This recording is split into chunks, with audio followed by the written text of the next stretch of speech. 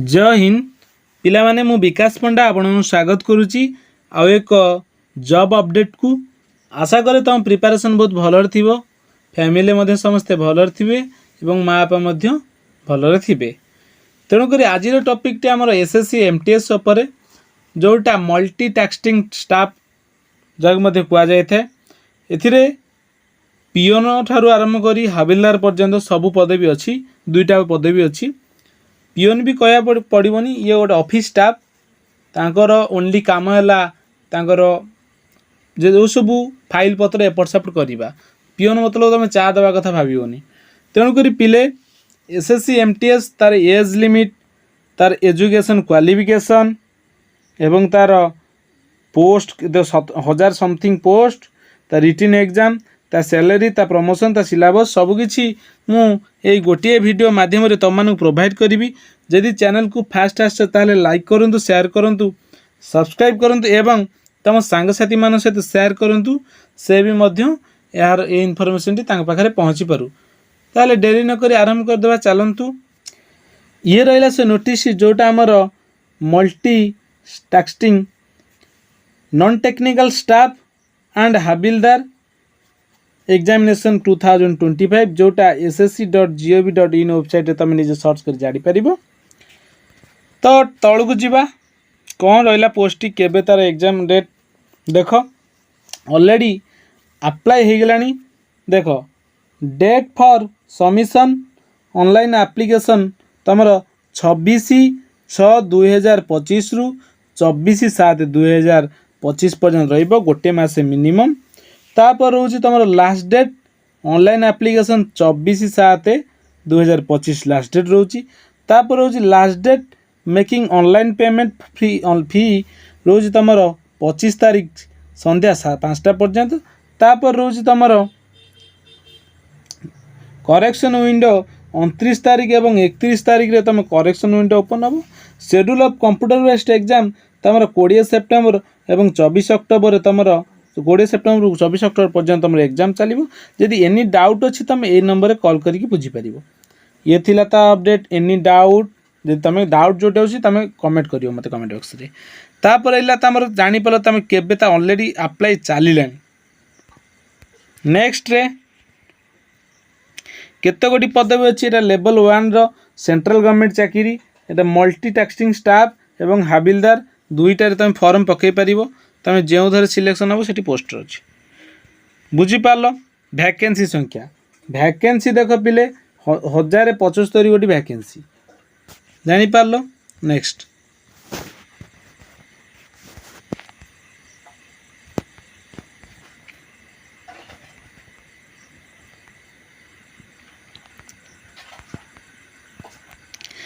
एटा most important देख पिले as लिमिटा तुम 18 वर्ष रु 18 वर्ष केबे तुमको मागुची 1/8/2025 सुधा तुमको 18 वर्ष हो जाइथिबा दरकार तुम तुम एज को कैलकुलेट करदेव तुम डेट ऑफ बर्थ देकी 1/8/2025 देकी जे ता भीतर तुम जन्म कर कि 18 वर्ष हो जाइए तुम याद फॉर्म अप्लाई कर पारिबो नेक्स्ट रे ये देख तुमर एज रे केते कौन दिया जाए थे छूट जे तुम SC/ST कैटेगरी हो 5 वर्ष छूट मतलब 18 रु 27 वर्ष आई थिंक 18 रु 27 वर्ष मिलूँ कौन आधर एग्जाम देवाक कि 5 वर्ष तुम यदि SC/ST पिला हो तुमको 5 वर्ष आउट एक्सट्रा 27 5 मिसईदेव सेमती OBC पिला 3 वर्ष PWD जो मैंने अच्छे से 10 वर्ष PWOBC मानक 13 वर्ष ये एक्स 3 वर्ष आड करदेव 18 रु 27 भितर तुम एज हवा दरकार तापर तुम जदि ये सब कैटेगरी जाऊँ आती वर्ष आड भी कर ये थिला तार एज लिमिट एजुकेशन क्वालिफिकेशन तो 10th पास एटा तो क्या अछबा नथिबो किंतु एग्जाम कौन कौन आसूची मुझे तुमको कहीदेवी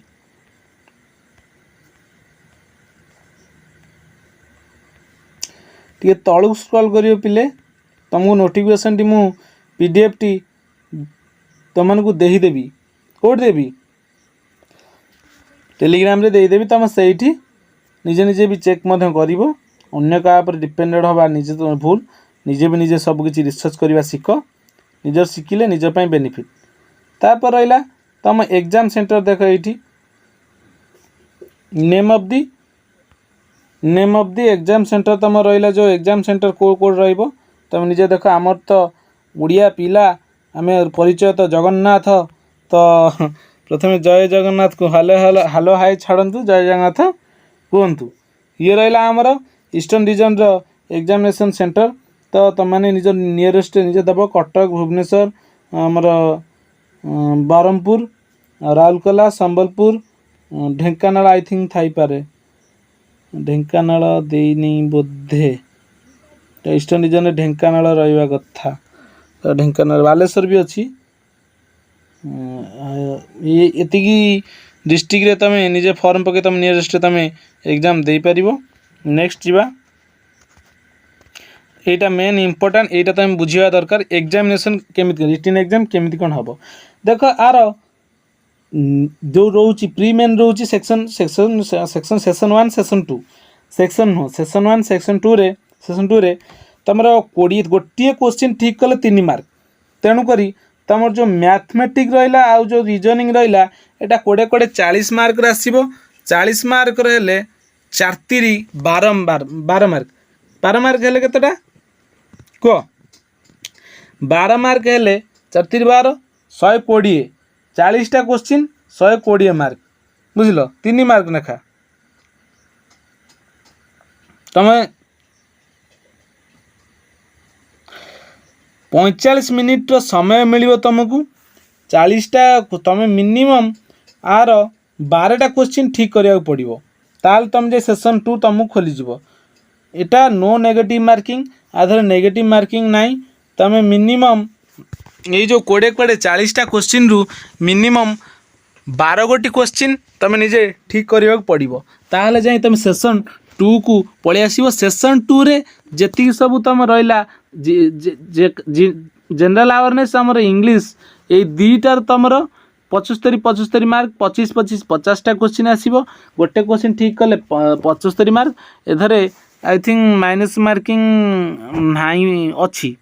एधरे माइनस मार्किंग अछि। तेणु करी पिले तमे एथिरे देखि चाहि कि एथरे प्रथम सेशन में जेते ठीक करदेले चलिबो 20 रु 20 टा ठीक मार कि द्वितीय रे मारिबोनी ताधरे माइनस मार्किंग टा रहूची। देखि चाहि कि एई दुईटा रे जनरल अवेयरनेस आ हमर इंग्लिश रे ए दुईटा तुम कट ऑफ ही डिसाइड करा जिवो। तापर तुम जदि हाबिलदार पई पकेथिबो टिके गोटे रनिंग टे अछि। तापर देखो एप्लिकेशन फी रोजी तुम 100 बुझी पारलो 100 टंकार एप्लिकेशन फी तुम देइचो देबो एससी एसटी मानू टिके तांको से नुहे फीमेल मानू भी नुहे। ताऊ जदि तुम हाबिलदार पई ताधर भी फॉर्म पकोच तुमर रही गोटे वाकिंग 1600 मीटर वाकिंग 15 मिनट रोची मेल मानकर सेमती 1 किलोमीटर 20 मिनट दौर फिमेल मानकर कौन देला। तापर सेमती तुम जदि हाइट रोची देख हाबिलदार मानकर 157 सेंटीमीटर 5 तापर तुम चेस्ट रोची 51 सेंटीमीटर सेमती फीमेल मानकर रोची 152 सेंटीमीटर हाइट सेमती तांकर वेट रोची से अनुसार 48 केजी हाइट वेट चार्ट मुझे तुमको प्रोवाइड करदेवी कि टेलीग्राम तुम से देखिए जापर ना निजे गूगल सर्च कर हाइट वेट चार्ट से जापर केते केजी तुम अच्छ केते केजी तुम रहा दरकार। ये रहा से अपडेट टी तापर रोची देख पिले तुम मेन कथा पड़ी कि सारे आमर आधे कौन क्वालिफिकेशन टी कौन क्वालिफिकेशन तुम यदि 10th गोटे पास कर जस्ट भी पास होता कौन परसेंटेज दरकार नहीं जे 10th पास तुम हो तुम ये फॉर्म निजे पकई पार कि भाबार नहीं ओनली 10th पास टे दरकार। जदि तुम 10th पास कर एनी परसेंटेज तुम जदि जस्ट भी पास होधर भी 33 रु कम रही से भी तुम सिलेक्शन हो तापर तुम धीरे धीरे प्रमोशन है कि एमटीएस रु क्लर्क रु ऊपर लेवल एमती धीरे धीरे मिनिस्ट्री पाखे रहिबो माने जो माने इनकम टैक्स अछंती तांको पाखरे मध्य समस्त पाखरे एमती तुम निजे रही से गोटे चाकरी गोटे कर दियो तापर मध्य सेठी रही प्रिपरेशन कर सीजीएल फिजिएल सीपीओ हिपो भी क्रैक करदब तो चाकरी तो गोटे नथिबो तुम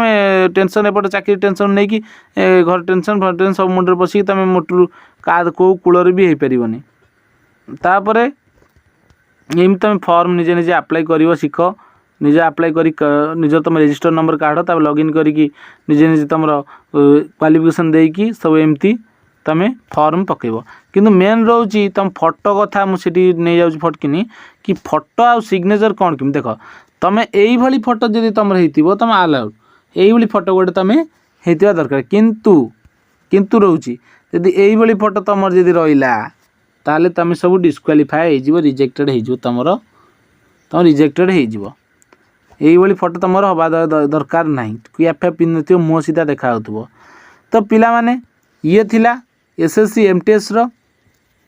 अपडेट जदि अपडेट टी तुमको भल लगी ताहले लाइक करूँ शेयर कर सब्सक्राइब करूँ एवं तुम सांगसाथी मान सहित शेयर करूँ सी भी यार फायदा उठे पारतु एसएससी एमटीएस जदि क्लास करा चाहूँगी अपकमिंग में तार प्रीवियस क्लासेस सहित सबकि तुमको प्रोवाइड करी रही। जय हिंद जय भारत।